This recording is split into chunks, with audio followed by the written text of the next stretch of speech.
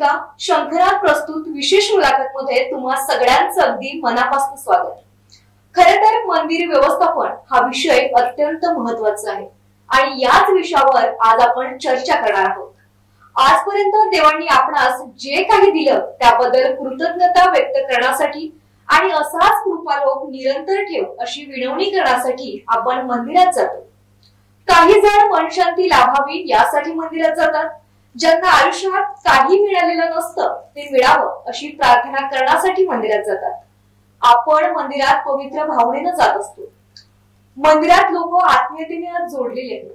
मंदिराचं व्यवस्थापन या विषयावर आज आपण चर्चा करणार आहोत आणि आता आपल्या सोबत आहे मंदिर व्यवस्थापन या विषयावर काम करणारे, त्याचबरोबर विश्व हिंदू परिषद मंदिर आणि अर्चक पुरोहित संपर्क आयाम याची महाराष्ट्र आणि गोवा या दोन राज्यांची जबाबदारी सांभाळत सामाजिक उपक्रमात त्याचबरोबर 20 वर्षापासून मंदिर या विषयाला धरून ते काम करीत आहेत आणि ग्रामायण प्रतिष्ठानचे ते अध्यक्ष आहेत।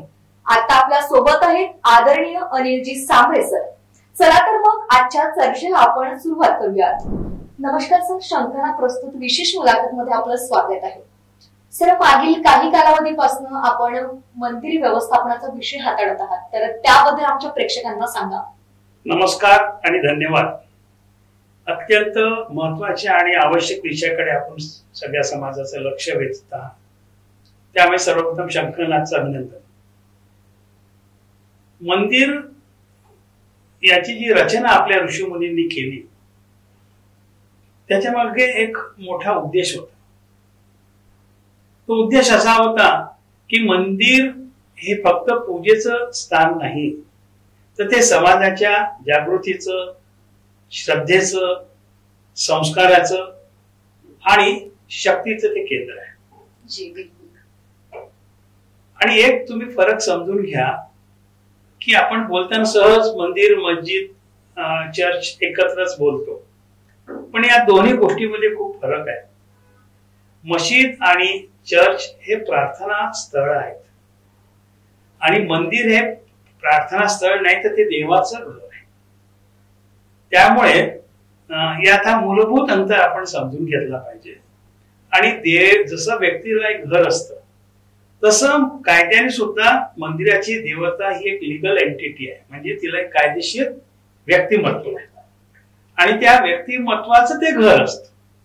त्यामुळे त्याच्याकडे एकूणच पाहण्याचा दृष्टिकोन खूप वेगळा होऊन जातो। आणि किमान 3000 वर्षांपासून आपल्याला ही मंदिरं दिसतात। आज जगभर जी काही उत्खनन होत आहेत त्यामुळे असा एकही देश तुम्हाला सापडणार नाही की जिथे उत्खननामध्ये हिंदू देवतांच्या मूर्ती सापडल्या नाहीत। या मूर्ती सापडतात याचा अर्थ काय, तर हिंदू समाज त्या ठिकाणी होता, पोहोचला होता आणि म्हणून हिंदू समाजाच्या सोबत हिंदूंचे देव आले, मग देवांची मंदिरं आले, असा तो विकास आहे। जसं आज आपण पाहाल की अमेरिका असेल, इंग्लंड असेल, हिंदू समाज मोठ्या प्रमाणात तिथे राहतोय, प्रभावित होतोय, तर हिंदू समाजाची मंदिरं पण तिथे उभी होत आहेत। अगदी बरोबर। आज अमेरिकेतच 842 मंदिरं आहेत आणि सौदी अरेबियापासून सगळ्या ठिकाणी मंदिरं होत आहेत, कारण मंदिर हा हिंदू समाजाच्या आस्थेचा विषय आहे। अगदी बरोबर। तो मंदिराशिवाय राहू शकत नाही। तो मी माझी क्षमता असेल, मी छोटं मंदिर बांधतो, म्हणजे माझ्या घरात देवघर असतच, पण देवघराशिवाय म्हणजे देवघर हे माझं अगदी ज्याला आपण पर्सनल म्हणतो, पर्सनल असं ते मंदिर असतं। पण मंदिर तो माझ्या घराच्या बाहेर छोटस करतो। रिक्षेवाले तुम्हाला दिसेल की बाजूला चौकात एक छोटस नागोबाचं मंदिर करतील। जशी जशी त्या व्यक्तीची समाजाची समृद्धता असेल तशी ही मंदिरं मोठमोठी आणि समृद्ध होत जातात। आणि आपल्याला माहित आहे की भारतावर आक्रमण होण्याची जी कारण आहे त्याच्या मंदिरांमध्ये असलेली समृद्धी हा एक मोठा विषय आहे। मोहम्मद गझनींनी जे घोरीनी आणि यांनी जे सगळे आले आणि मंदिरं लुटले आणि ती लूट 6-6 महिने ते नेत होते। एवढं मंदिरामध्ये त्याचं संकलन समाजाच्या समृद्धीचं होत होतं। कारण आमची भावना असते की बाबा मी माझा माझ्याला जे काही मिळालं ते मी देवतेला म्हणजे मंदिराला अर्पण करायचं आणि सगळ्यांच्या याचं संकलन म्हणून ही मंदिरं, या मंदिराचा ठेवाही सांभाळायचे. म्हणून तुम्ही पाहाल की पद्मनाभ मंदिर सारख्या मंदिरामध्ये अब्जावधी रुपयाचे सोनं जड जवाहीर असून कोणाला त्याचा पैसा हात लावायची इच्छा नाही झाली. आज जर माझे 1 लाख रुपये दुसऱ्याकडे चुकून राहिले रात्रभर, तर दुसऱ्या दिवशी सकाळी 1 लाख मिळतील की नाही ही मलाही खात्री नसते, त्यालाही खात्री नसते. पण अशा अवस्थेत अब्जावधी रुपये माहित आहे पण कोणी घेत नाही, कारण हा पैसा माझा नाही देवाचा आहे, याला माझा हात लावला म्हणजे पाप आहे, अशी हिंदू समाजाची धारणा आहे. आणि या पैशापासून मंदिर अनेक कामं करत आलेले, अनेक विद्यांना त्यांनी आश्रय दिला, अनेक संस्कृतीचे काम त्यांनी केले, अनेक पिढ्यांपर्यंत ते पोहोचवण्याचा जो मार्ग असतो शिल्पाच्या माध्यमातून, भागवत असेल, मंदिर रामायण असेल, महाभारत असेल, अशा अनेक आमच्या कथा, चरित्र आणि संस्कार पुढच्या पिढीपर्यंत शिल्पाच्या माध्यमातून या मंदिराने नेलेले आहेत. आणि या मंदिरांची ही जी भूमिका आहे, या भूमिकेसोबतच मंदिर म्हणून जी रचना उभी झाली, त्या रचनेचे काही प्रश्न. आणि आपल्याला माहित आहे की कोणतीही व्यवस्था जशी अव्यवस्थेकडे जात असते, every order tends to disorder, हा जो नियम आहे, त्याप्रमाणे या मंदिर व्यवस्थेकडे सुद्धा अनेक गोष्टीमध्ये थोडस ढिलाई आली, माहितीचा अभाव झाला. भावना चांगली आहे पण माहिती माझ्यापर्यंत न आल्यामुळे मी मला जेवढं सुचेल त्या पद्धतीने मंदिर करतो. पण आमच्या ऋषी मुनींनी ज्या कामासाठी मंदिर या संस्थेची निर्मिती केली, ती भूमिका मंदिरांना पूर्णपणे समर्थपणे बजावता यावी, यासाठी मंदिरांच्या विश्वस्तांचं प्रशिक्षण, प्रबोधन करण्याची खूप गरज आहे. आणि त्यांच्या समोरचे प्रश्न जे काळानुसार बदलले आहेत ते सोडवण्याची पण खूप गरज आहे. या सगळ्या विषयाला धरून आज आपण, माझ्या मनात अनेक वर्षांपासून हा विषय आला, अनेकांशी चर्चा केली आणि गेल्या 20 वर्षापासून मंदिरांचं संघटन करणे, कारण मंदिर या विषयाकडे कोणाचंही लक्ष नाही, ना सरकारचं लक्ष आहे, ना राजकीय पक्षाचं लक्ष आहे, ना कुठल्या सामाजिक संस्थांचं. म्हणून आपणच मंदिराच्या लोकांनी संघटित झालं पाहिजे आणि आपल्या समोरच्या प्रश्नांचा विचार करून त्याचं सोल्युशन, त्याचं उत्तर शोधून, समाधान शोधून ते प्रश्न दूर केले पाहिजे. आणि आज आम्ही ज्यासाठी मंदिर निर्मिती झाली त्यापैकी फक्त किमान 33% काम करतो, उरलेलं 66% सुद्धा आम्हाला काम करता यावं, यासाठी मंदिरांना समर्थ बनवणे, यासाठी आपण काम करतो. अगदी बरोबर. खरं तर आज लोक मंदिराशी आत्मीयतेने जोडलेले आहेत. सर, माझा दुसरा प्रश्न की आपल्या दृष्टीनं याचं महत्व काय आणि त्याची आवश्यकता किती आहे ते सुद्धा सांगा. असं आहे की मंदिर म्हणजे पुन्हा मोठ्या मुद्द्याकडे, मंदिर काय करते नेमकं. मगाशी म्हटलं ना, मंदिर फक्त प्रार्थनेचं स्थान नाही, तर मंदिर हा नराला नारायण करण्याचा जो त्याचा प्रवास आहे त्याच्यासाठीची ती यंत्रणा आहे. म्हणजे माणसाची आणि समाजाची नैतिकता कायम कर ठेवणं नाही तर वाढवणं, त्याच्यातला हिणकस भाव, कमजोरपणा त्याचा दूर करून त्याला एक नारायणासारखं रूप त्याला धारण करण्यासाठी त्याला जागृत करणं आणि त्याच्या जागृतीच्या प्रवासामध्ये त्याला अनेक लोक सोबत देणं, ही मंदिरांची भूमिका आहे. आणि म्हणून आपण पाहतो की एक म्हणजे आज आपण एक असं उदाहरण घेऊ, जसं रामाचा एक आदर्श एक पत्नीव्रतेचा इतक्या लोकांना प्रेरित करत आला आणि लोक सच्चिल आणि चांगलं जीवन जगत आलेले, ही मंदिराची भूमिका आहे. म्हणून मंदिर माणसाला चांगलं पवित्र जीवन जगण्याचा, आणि माणूस म्हणजे जनावर नाही, माणूस म्हणजे फक्त त्याच्या जनावरासारख्या ज्या काही भावना असतात, गरजा असतात, तेवढा पर्यंत माणूस नाही, त्याच्यापेक्षा माणूस वेगळा आहे हे भान त्याच्यातलं जागवणं आणि त्याला त्याच्या पुढे प्रेरित करणे, प्रोत्साहित करणे आणि ढकलणे, ही सगळी प्रक्रिया मंदिरांमध्ये सातत्याने होत असते. त्यासाठी वेगवेगळे सण आहे, उत्सव आहे, उपक्रम आहे, व्रत आहे, वैकल्य आहे, संत आहे, कथा आहे, पुराणिक आहे, अशी एक मोठी शृंखला मंदिरांच्या केंद्रित आपल्या याच्यामध्ये आलेली आहे. त्या सगळ्यांचा मगाशी म्हटल्याप्रमाणे एकच भूमिका आहे, माणसाला अधिक चांगलं करणं. आणि म्हणून आज आपण आजच्या काळात पाहत अनेकांना टेन्शन आहे, कोणाशी बोलावं समजत नाही, माझ्या बोलण्याचा तो काय गैरफायदा घेईल हा त्याच्यात तो बोलतो. आणि मनातल्या मनात न बोलल्यामुळे आपण पाहतो की लोकांना उगीच बीपी आहे, लोकांना काउन्सिलकडे जावंसं वाटतं. तर अशा अनेक भूमिका, काउन्सिलिंग साठी मन हलकं करण्याची भूमिका मंदिर आहे. मला काउन्सिल करणारे तिथले जे जुने जाणते लोक राहायचे ते सहज त्याचं काउन्सिलिंग करायचे. नवरा बायको असेल, सासू सुना असेल, वडील मुलगा असेल, यांच्यामध्ये कधी कधी जे मतभेद होतात ते दूर करण्याचं स्थान हे मंदिर होतं. गावामध्ये कधी वाद होतो, कधी त्या वादाचं एक मोठं रूपांतर होतं, तर कुठल्याही न्यायालयीन प्रक्रियेमध्ये अडकून वेळेचा आणि पैशांचा अपव्यय न होता त्यांना त्याच्यातून एक चांगला मार्ग काढून लागतो. आज कोर्ट म्हणते की नाही तुम्ही कोर्टात येऊ नका, बाहेरच्या बाहेरच त्याचं तुम्ही एक समाधान शोधा. हे समाधान शोधण्याची आमची पारंपरिक जागा म्हणजे मंदिर. अशा अनेक भूमिका मंदिर करत, त्याच्यामुळे मंदिराची नितांत आवश्यकता आहे.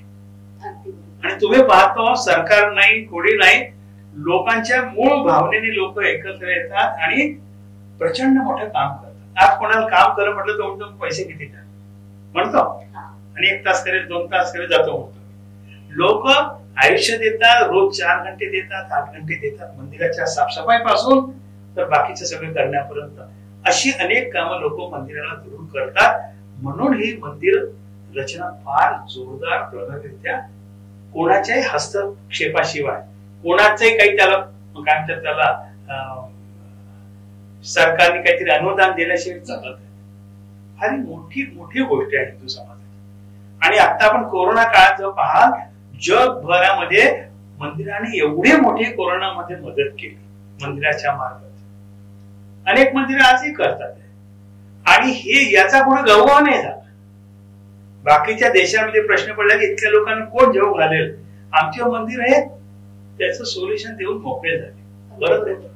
तर अशा सर्व अर्थाने मंदिरांची फार मोठी आवश्यकता आहे आणि ती रचना चांगली, प्रभावी आणि समर्थ करण्याची गरज आहे. अगदी बरोबर सर. खरं तर फार सुंदर अशी मंदिराची भूमिका आपण सांगितली आणि कोरोनाच्या काळात सुद्धा आपण सर्वांनी हे अनुभवलं सुद्धा. सर जसं तुम्ही बोलताना मंदिराची स्वच्छतेबद्दल एक उल्लेख केला, तर मंदिराची स्वच्छता ही फार महत्वाची आहे. तर स्वच्छतेच्या दृष्टीनं मंदिर व्यवस्थापनानं कोणती पावलं उचलली याबाबत सांगा. कसं आहे, सत्यम शिवम सुंदर हेच आमची मूळ भावना आहे. त्यामुळे मंदिर पुन्हा स्वच्छ करा असं म्हणण्याची गरजच पडू नये.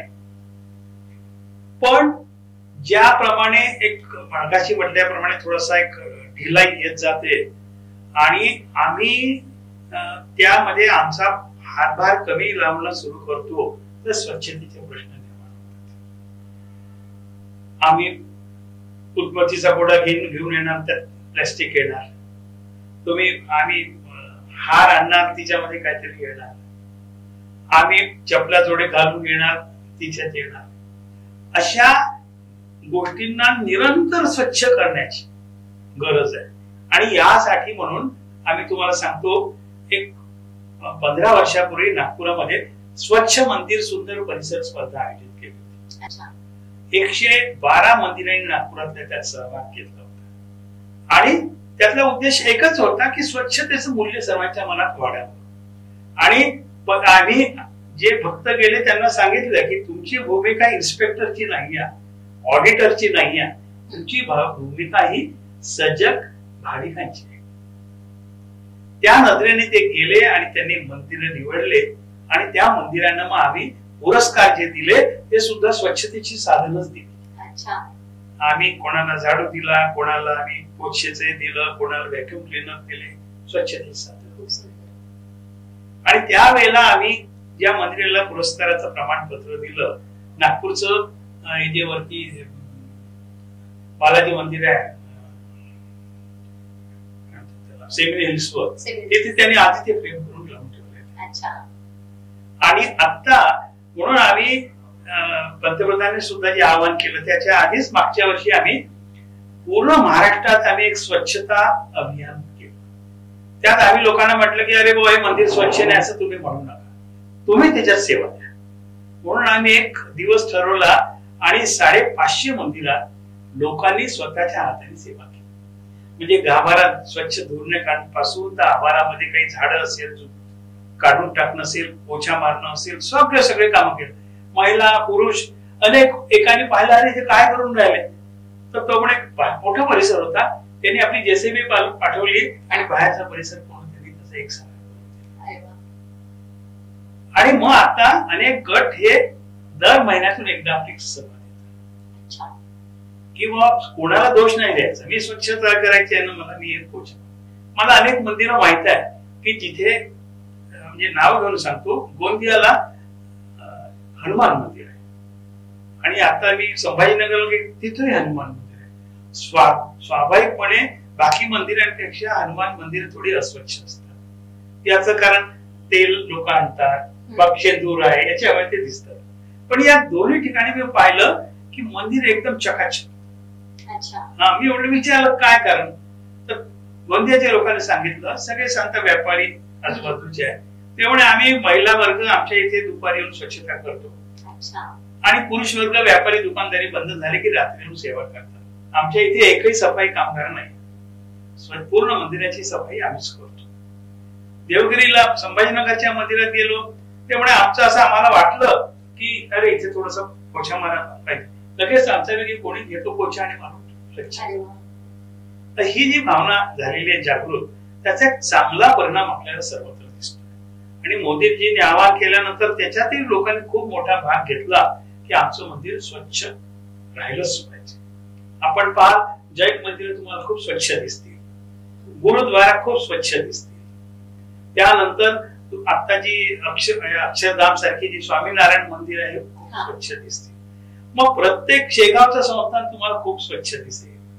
तर प्रत्येक मंदिरच असं असलं पाहिजे, मग ते छोटं असेल मोठं असेल.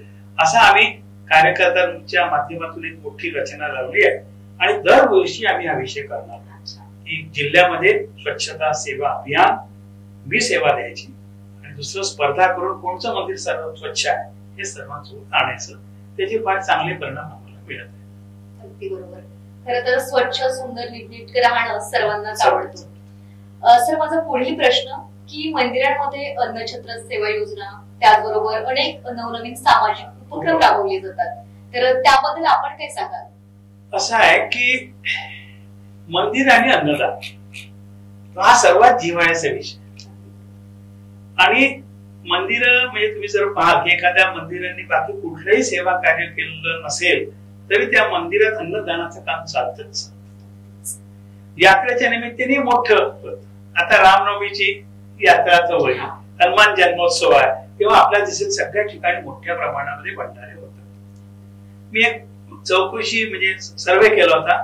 नागपूर जिल्ह्यामध्ये फक्त शंकराची महाशिवरात्रीच्या जवळजवळ 64 यात्रा निघतात, ज्याच्यामध्ये 5000 ते 2 लाख लोक येतात किमान. या सगळ्या ठिकाणी आम्ही स्वच्छतेचा विषय केला आणि अन्नदानाचा विषय केला. तर हे अन्नदान म्हणजे रोज जर मंदिरात समजा 100 माणसं येत असेल तर तुम्ही पाहा अन्नदानाच्या वेळेला 1500, 2000, 5000, 15000, 20000 माणसं त्याचा लाभ घेतात. आणि याला लोकांना कळवू द्या की अन्नदान आहे.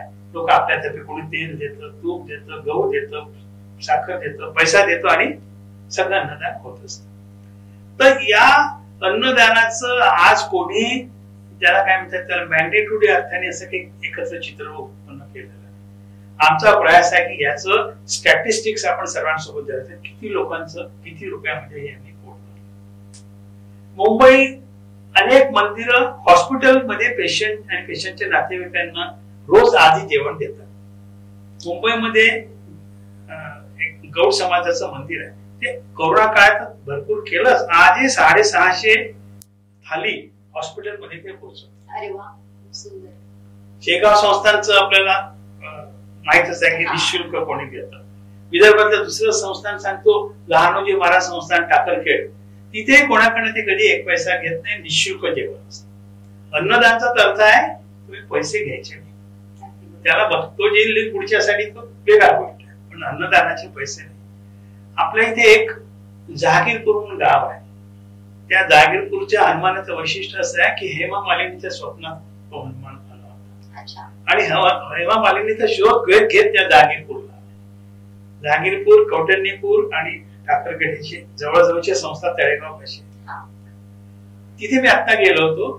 तिथे आजही रोज 1200 ते 1500 माणसं ना चांगलं पंगत घालून जेवण करायला जातात आणि मंदिराचा अध्यक्ष स्वतः त्याची सेवा देत असतो. असं सगळ्या मंदिरात चालत. फार मोठी शक्ती ही आहे. म्हणजे एक प्रसिद्ध उदाहरण अजून सांगतो की आज जो जसं बिल गेट्स नाव आणि ऍपलचा जो प्रमुख होता तो वारला. एक वेळ अशी होती तो भारतात आला, त्याचे काहीच पैसे. त्यांनी लिहिलं आपल्या आत्मचरित्रात की मंदिराच्या भंडारामध्ये लंगरमध्ये जेवण करून काही दिवस यांनी माझी राहायची व्यवस्था केली. हे कुठेच होत नाही. त्यांनी आपल्या आत्मचरित्रात लिहिलेलं आहे. तर लोकांना सेवा द्यायची प्रेरणा पण हे अन्नदानाचं काम करतात. प्रचंड मोठी मॅग्निट्यूड आहे. खरं तर 365 दिवस, उन्हाळा असो पावसाळा हिवाळा, 365 दिवस भुकेल्यांना अन्न देणं हे फार पुण्याचं काम आहे आणि ते आपल्या भारत देशामध्ये होते आहे. सर, मला सांगा की मंदिरांमध्ये अशा कोणत्या अडचणी आहेत जसं सरकारी हस्तक्षेप, कोणत्या आव्हानांना सामोरे जावं लागतं? मी त्या विषयाकडे येण्यापूर्वी अन्नदानाशिवाय जी मंदिराची सेवा कार्य चालतात त्याकडे थोडस लक्ष वेधू इच्छितो. नक्कीच. मंदिर आपापल्या क्षमतेप्रमाणे एवढी मोठी रेंज आहे यांची काम करण्याची. वेगवेगळ्या शेगाव संस्थांची 42 सेवा प्रकल्प चालतात. अंबादेवी संस्थांचं मोठं ग्रंथालयापासून तर त्यांची पण अशी हॉस्पिटल पासून तर अनेक हे आहे. नागपूरचं पार्टीचं जे भवानी माता मंदिर आहे त्यांचं पण हॉस्पिटल आहे. आणि मग अनेकांच्या वेधशाळा आहे, गोशाळा आहे. अन्नदानाशिवाय याचा सत्कार आहे, शिष्यवृत्ती देतात. त्याच्यानंतर राहण्याची व्यवस्था असते त्यांच्याकडे, निःशुल्क राहण्याची व्यवस्था करतात नाममात्र. याशिवाय वेगवेगळे सामाजिक कामाला मदत पण अनेक करतात. अनेक मंदिर विद्यार्थ्यांना शिष्यवृत्ती देतात किंवा त्यांचं शिक्षणाची जबाबदारी घेतात. तर अशी शिक्षण, आरोग्य, अनेक लोक ज्येष्ठांसाठी, महिलांसाठी सल्ला केंद्र पण चालवतात. अशी सल्ला केंद्र पण चालतात. ज्येष्ठांसाठी विरंगुळा केंद्र चालवतात. अनेक जण रक्तदान शिबिर आयोजित करतात, नेत्र तपासणी शिबिर आयोजित करतात. त्यांना ते वस्तू देण्याचे पण कार्यक्रम आयोजित करतात. हे खूप मोठ्या प्रमाणावर करतात. पण दुर्दैवाने मला असं सांगावंसं वाटतं की मंदिर सेवा कार्य करतात अशी प्रतिमा त्यांची झालेली नाही. त्यामुळे आमचा असा प्रतिमा कोण कशाची झाली आहे, चर्च सेवा कार्य करत अशी प्रतिमा. त्या तुलनेत जर मंदिराची सेवा कार्य पाहिली तर किमान 1000 पटीने जास्त आहे. त्यामुळे हे एक संकलित प्रतिमा त्यांची निर्माण व्हावी यासाठी म्हणून आम्ही काही लोकांना याचा अभ्यास करून त्याचा रिपोर्ट तयार करायला सांगितलं की विथ फॅक्ट्स अँड फिगर्स तुम्ही समाजासमोर ठेवा की किती यायचं आहे. अशी प्रचंड सेवा कार्य करतात. कोरोना काळामध्ये लोकांनी आर्थिक मदत केली, औषधं दिली, गव्हर्नमेंटच्या पंतप्रधान निधींनाही मदत केली. हे तर सगळं अन्नदानाचं आपलं चालू असतानाचे सगळे कामं केले. आणि आता आपण सगळ्या मंदिरांना असं म्हटलेलं आहे की प्रत्येक मंदिराने किमान एक सेवा कार्य आपलं केलं पाहिजे. तुम्ही तो धार्मिक भाग करता, धार्मिक भागासोबतच तुमच्याकडे भक्तांनी दिलेल्या पैशातून जसं भक्तांसाठी सुविधा हा विषय आहे, तसंच जो समाजाचा वर्ग आहे, जो गरीब आहे, जो मागे पडलेला आहे, त्याला आवश्यकता आहे, त्यांच्यासाठी या पैशाचा विनियोग करणारं तुमच्या आवडीचं एक सेवा कार्य तुम्ही सुरू केलं पाहिजे. आणि अनेक मंदिरं असं त्याला सुरू करत आहेत. अच्छा सर, माझा प्रश्न होता की सरकारी हस्तक्षेप आणि आव्हान कसं आहे. मंदिराचे विभाग आपल्याला समजून घ्यावे लागतील. काही मोठी मंदिर आहे ज्यांच्यावर आपण धनाढ्य म्हणतो की पैसे लोक येत असतात. आणि काही मंदिर अशी आहे की ज्यांच्याकडे दिवाबत्तीची सोय नाही. मग आता सरकार मंदिरांनी ताब्यात का घ्या. सरकारला मंदिराचा तो पैसा दिसतोय. सरकार म्हणजे राजकारणी माणसं. राजकारणी माणसांना असं दिसतंय अरे इथे पैसा आहे. म्हणजे ज्या मंदिरात पैसा नाही ते मंदिर सरकार ताब्यात नाही घेत. ज्या मंदिरामध्ये पैसा तीच मंदिर ताब्यात घेत. आणि दुर्दैवाचा भाग असा की तो पैसा आता अनेक मंदिरांचा आपल्याला जसं तुळजापूरचं मंदिराचं आहे त्या सरकारी ताब्यात घेतल्यानंतर अनेक त्यातल्या जे मगाशी जर म्हटलं की त्यांची सोनं नाणं याची अपहारपण झालेली आहे. कारण त्याची ती भावना नाही ना. जे मंदिर चालवणारे भाविकाची भावना असते तिथे सरकारी जो माणूस येतो त्याची ती भावना नसते. त्यामुळे अनेक असे अपहार गैरप्रकार होतात. आणि म्हणून आपली मागणी अशी आहे विश्व हिंदू परिषद की मंदिरांचं संचालन करण्याची जबाबदारी ही मंदिरांची आहे म्हणजे भाविकांची. त्याचा ती जबाबदारी तो अधिकार हिंदू भाविकांना त्यांनी दिला पाहिजे. सरकारचं हे मुळीच काम नाही की त्यांनी मंदिरं चालवावी. आणि या सरकारी ताब्यात घेतलेल्या मंदिरातून काय करतात ते तो पैसा हिंदू धर्मासाठी न खर्च करता तो कधी मुसलमानांना देतात ख्रिश्चनांना देतात. म्हणजे पैसा आणि हिंदूंचा आणि वापर बाकी समाजासाठी. तर आम्ही याचा निषेध करतो आणि आमची मागणी आहे की हा हिंदू मंदिरातला पैसा हिंदू भाविकांसाठीच खर्च झाला पाहिजे. हा एक मोठा आहे. आपल्याकडे कमी आहे पण दक्षिणेमध्ये हजारो मंदिरं पूर्ण भारतामध्ये हजारो मंदिर अशी आहे की जी सरकारने ताब्यात घेतलेली आणि त्या पैशाचा असा गैरवापर सुरू आहे. तो तातडीने बंद झाला पाहिजे. जसं काही असेल तसं आहे. सरकार नव्हतं तर मंदिरं चालतच होती. बरोबर आहे मग. आणि सरकार नाहीये तेव्हा बाकीची मंदिर चालतातच आहे. मग या मंदिरांना तुम्ही आपला हस्तक्षेप करायचं काही कारण नाही. तो तत्काळ त्यांनी दूर करावा आणि त्याचा जो ट्रस्ट असेल तो ट्रस्ट आपल्या पद्धतीने चालवेल. सरकारची भूमिका नेहमी त्यांना फॅसिलिटेट करण्याची त्यांच्या अडचणी दूर करण्याची असली पाहिजे. मंदिर चालवण्याचं काम सरकारचं अजिबात नाही. सरकारने ताबडतोब याच्यातून बाहेर पडलं पाहिजे. अच्छा सर, खरं तर मंदिर व्यवस्थापन हा एक महत्वपूर्ण विषय आहे. आपण अनेक मंदिरांच्या संपर्कात आहात तर आपल्याला काय बदल अपेक्षित आहे? मंदिरातले बदल जे आहेत त्या बदलापूर्वी मंदिराची सिस्टीम कशी चालते हे पाहू. कसं आहे की मंदिर आपल्याला माहिती आहे की शेकडो वर्ष राहतात. आपली जी प्राचीन मंदिर आहे ही शेकडो वर्ष आहे आणि मंदिरात असं रोज काम असतं. मग तेच काम पुढच्या वर्षी असतं यात्रेचं. माणसाचा स्वभाव असा आहे की तो असलेलं काम टाळतो. मग त्याच्याकडे कोणतरी लक्ष ठेवावं लागतं आणि कळलंही तर तो सातत्याने करत नाही. समजा एखादा माणूस चांगला मिळालाच तर त्याच्यानंतर कोण त्याचा मुलगा ते काम करेलच याची गॅरंटी नाही. आज डॉक्टरचा मुलगा डॉक्टर होईलच याची गॅरंटी नाही. बरोबर आहे. वकिलाचा मुलगा वकील होईल गॅरंटी नाही. पण मंदिराची जबाबदारी तर सातत्याने आहेच. म्हणून आपल्या ऋषी मुनींनी याचे फार चांगलं लॉजिक शोधलं.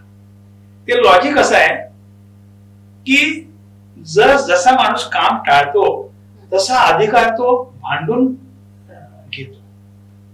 अनेक कोर्टातले केसेस का चालतात? अधिकारासाठी. म्हणून आपल्या ऋषी मुनींनी मंदिरातली जी सगळी कामं होती त्या सगळ्या कामांना अधिकार नाव. हा पहिल्या पालखीचा अधिकार आहे माझा, पहिल्या पूजेचा अधिकार आहे. आणि त्या लॉजिकमुळे काय झालं, वंश परंपरेने ही माणसं काम करत आहे आणि मंदिराची जी कामाची व्यवस्थापन ज्याला म्हणतो ती स्मूथली ते चालत आहे. मग ती जमिनीचं असेल, पूजेचं असेल, स्वच्छतेचं असेल, कोणची काम ही दरवर्षीच राहणार आहे.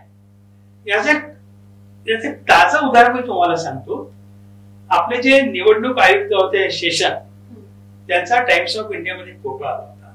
तो फोटो असा होता की ती लुंगी नेसलेली आहे, उघड्या अंगावर त्यांनी आपला एक ढोल घेतलाय आणि की यात्रेसमोर ते ढोल वाजवत. पत्रकारांनी त्यांना विचारला की तुम्ही एवढे मोठे निवडणूक आयुक्त सुट्टी घेऊन इथे आले आणि हे काय करताय तुम्ही? तर त्यांनी छान उत्तर दिलं की या यात्रेमध्ये ढोल वाजवणं हा माझ्या वंशाचा परंपरागत अधिकार आहे आणि तो बजावण्यासाठी मी आलो. तर ही जी पद्धत होती त्या पद्धतीने ती सगळे कामच चालायची. त्यामुळे आज आम्हाला विचार करावा लागेल, जर आम्हाला आजच्या मंदिराचे प्रश्न सोडवायचे असेल तर त्याला आपण लॉंग टर्म सोल्युशन म्हणतो. मोठ्या काळाचा त्याचा तोडगा काढणं, असा आम्हाला काहीतरी विचार करावा. मग आज तुम्ही पाहाल की मंदिराचं काम अतिशय कठीण आहे. आता एक छोटस आपलं ऑफिस असते तर तुम्हाला माहिती आहे की कोणाकडून काय काय रोल करावं, कोण ऑफिस उघडेल, कोण बंद करेल, कोण पाणी बंद करेल, कोण स्वच्छता करेल, कोण असा काय विषय. ते सगळे प्रश्न मंदिरांचे आहे. मंदिर आपण स्वच्छतेची गरज आहे, दरवाजा उघडण्याची गरज आहे, फुलांची खूप प्रश्न आहे. तर आपल्याला आणि आता आपण काय केलं, अनेक दुर्दैवाने झाल्या की आपण जे जसं लोकशाहीचा एक फायदा आहे, लोकशाहीचा आहे की बाबा मला त्या पदाचा अभिमान येतो, मी मंदिराचा अध्यक्ष, मी विश्वस्त आहे.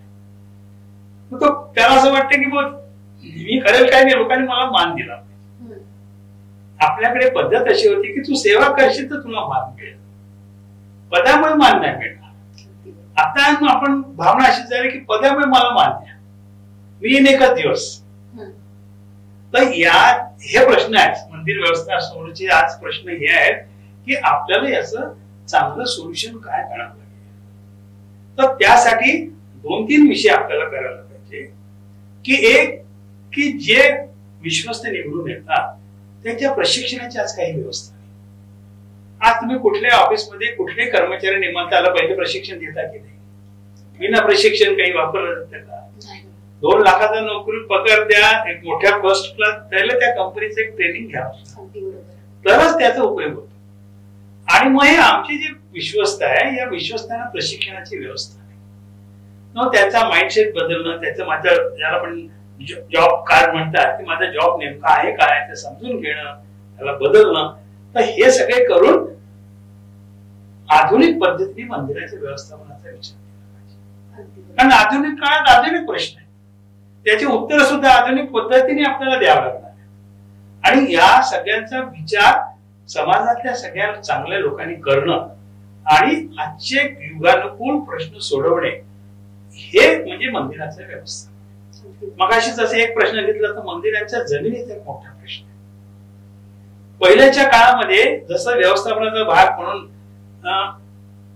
जे काम करणारे होते, मग ते पुरोहित. आता पुरोहित हे काय फक्त आपल्याकडे समज आहे पुरोहित म्हणजे ब्राह्मण असं नाही.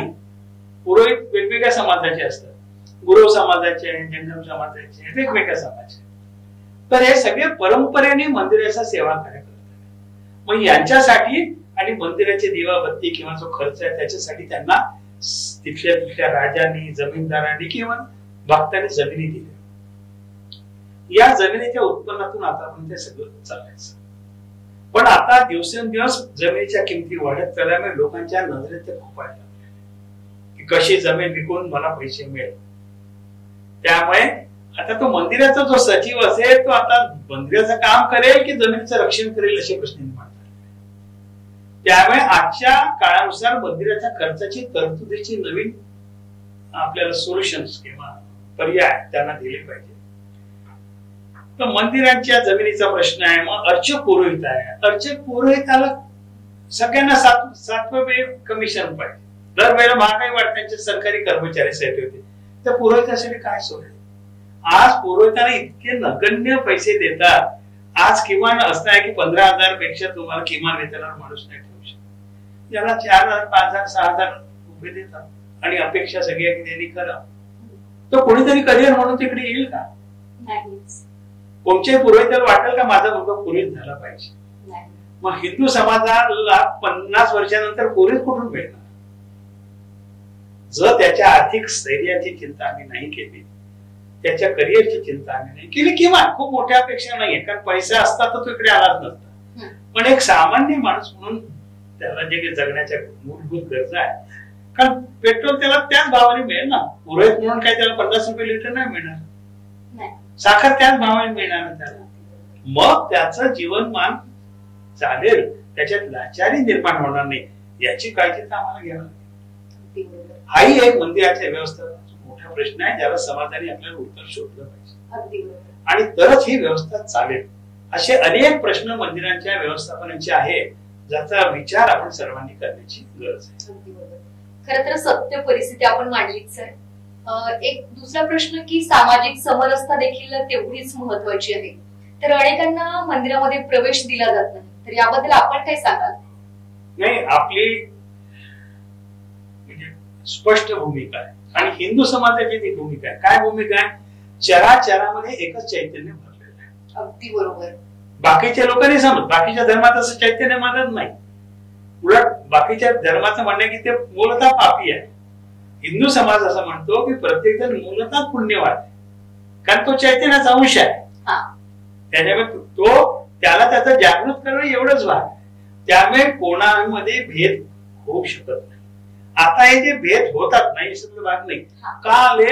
मधल्या काळामध्ये जे अनेक दोष हिंदू समाजात शिरले, विशेषतः मुसलमान आक्रमणानंतर, त्याच्यातून हा भेद निर्माण झाला. तो दूर झालाच पाहिजे. म्हणजे अनेक महापुरुषांनी त्यासाठी प्रयत्न केले. म्हणजे डॉक्टर आंबेडकरांपासून तर सर्वांनी प्रयत्न केले. सावरकरांनी पतित पावन मंदिर निर्माण केलं. आज पण ही संख्या थोडी खूप कमी झाली. जसं जसं त्या समाजाची, सगळ्या समाजाची उन्नती होते आणि तो भाव ज्याला जो स्वतःला श्रेष्ठ समजून घेतो अशा समाजाच्या मनातून निघण्याची गरज आहे. आणि थोडके आहेत, पण आपला पण आग्रह आहे की म्हणजे उदाहरण आम्ही काय करू बुवा, नाही मंदिराची जर तुम्ही आरती करणार असाल तर समाजातल्या सगळ्या वर्गांना आरतीच्या तबक तुम्ही द्यायला दिलं पाहिजे. आता गुढीपाडव्याला ध्वज आपण बदलतो, नवीन गुढी उभारतो.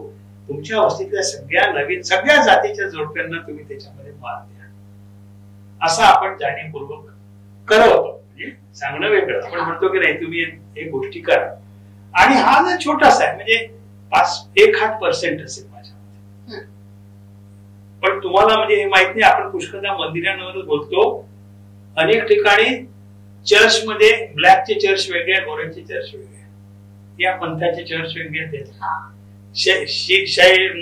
शिया सुनीच्या मूर्तीच्यात जाऊ शकत नाही, हे भेद आहे. पण लोक ते भेद वाटत नाही. आपल्या इथे भेद नकोच, याच्यात काही वादच नाही. पण ज्याला आपण म्हणतो हॅमरिंग किंवा लक्ष वेधणं, तर हिंदू मंदिरामध्ये असं कुठेही महाराष्ट्रात नाही. उत्तरात तिथे दूर, आणि माझं मते 5-10 वर्षात ते पण राहणार नाही. तुम्हाला अजून एक विषय सांगतो. आपलं मत असं आहे की पुरोहित हा कुठल्याही जातीचा असण्याची गरज नाही, कुठल्या म्हणजे विशिष्ट जातीचा असण्याची गरज नाही. जसं इंजिनियर आपण जात विचारतो का, त्याची डिग्री पाहतो, त्याचं कौशल्य पाहतो, डॉक्टरचं कौशल्य पाहतो, तसंच पुरोहिताने त्याचं शास्त्र शुद्ध शिक्षण घेतलेलं असेल तर त्याला मंदिरामध्ये जबाबदारी दिली पाहिजे. आणि आपण यासाठी एक विश्व हिंदू परिषद म्हणून सगळ्या जातीच्या पुरोहिताचं प्रशिक्षण केंद्र पण चालवतो.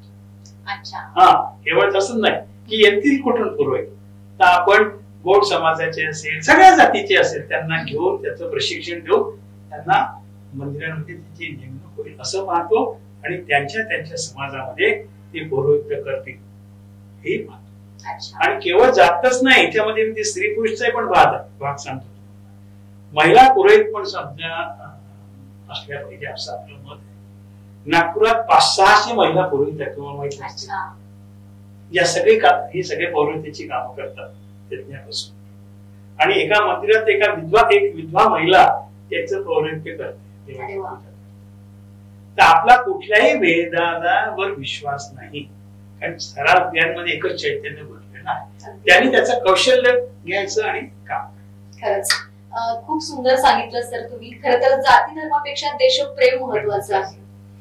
सर माझा शेवटचा प्रश्न की मला सांगा की मंदिरामध्ये कोणत्याही प्रकारचं ड्रेस परिधान करून येणं, तर यावर आपलं काय मत आहे? असं आहे की शेवटी पोशाख कशासाठी, आपण प्रत्येकाचा, ज्याला मी कोर्टात जातो तर का वकिलाचा कपडे घालून जावे त्यांनी, आहे की नाही? प्रत्येकाचा ड्रेस, ऑफिसचे कपडे तुम्ही पार्टीला घालून जाता का? आणि पार्टीचे कपडे घालून ऑफिसला जाता का? मग हे जसं आहे, तर आपण मंदिरात जातो तर मंदिराचा विशिष्ट भाग कपडे घालावा असं आग्रह नाहीये किंवा सगळ्यांनी पातळ नेसून यावं, धोतर नेसून यावं असं नाही. पण ज्याला आपण म्हणतो अंगभर कपडे घालून आले पाहिजे. मी कसे आलोय, काही आलोय, तर याने तुम्ही काय करताय, तुम्ही जातो जिथे जाते त्या पावित्र्याचा अपमान करताय.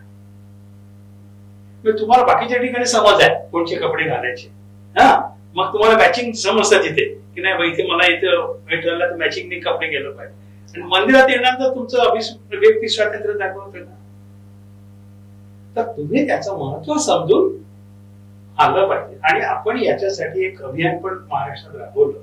सगळ्यांना आपण विनंती केली की तुम्ही एक बोर्ड लावा. पुष्कळदा कसं होतं की तुम्ही आले तुम्हाला म्हटलं तर वाद होतो, म्हणून तिथे त्यांना सांगितलं की तुम्ही असं एक बोर्ड लावा. आणि मंदिर समन्वय समितीच्या आव्हानानुसार हे आता निर्णय झालेला आहे. आणि तो पाहून मग त्याला बोर्ड दाखवत.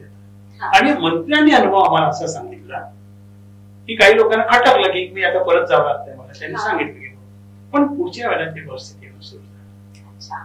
आमच्या धर्माचा, आमच्या देवांचा, आमच्या संस्कृतीचा अभिमान आम्हीच ठेवला पाहिजे, त्याचं महत्व आम्हीच ठेवलं पाहिजे, तर समाज ठेवला. आणि त्याचा एक सगळा परिणाम सगळीकडे होतोय. सगळ्या मंदिरात लोक आता ही भाव येतात की अरे मंदिरात जरा गेलं पाहिजे व्यवस्थित करून.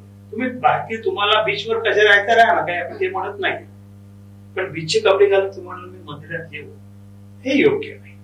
तर समाजाचं जेव्हा मगाशी म्हटल्यानं मंदिर या विषयाचे अनेक विषयाचं भान समाजाचं जसं आपण जागृत करू तसं हे सगळे प्रश्न सुटत जातात. त्याला काही जबरदस्ती करायची गरज नाही, विनंती करायची. पण माऊली तसंच आहे, चपला रांगेत ठेवण्याचा विषय असतो की कुठे चप्पल आहे माझं, जर आपल्याकडे म्हणच पडली मी धड देवळात आणि चित्त खेटलं का आली का त्याची एक व्यवस्था आम्ही नाही केली.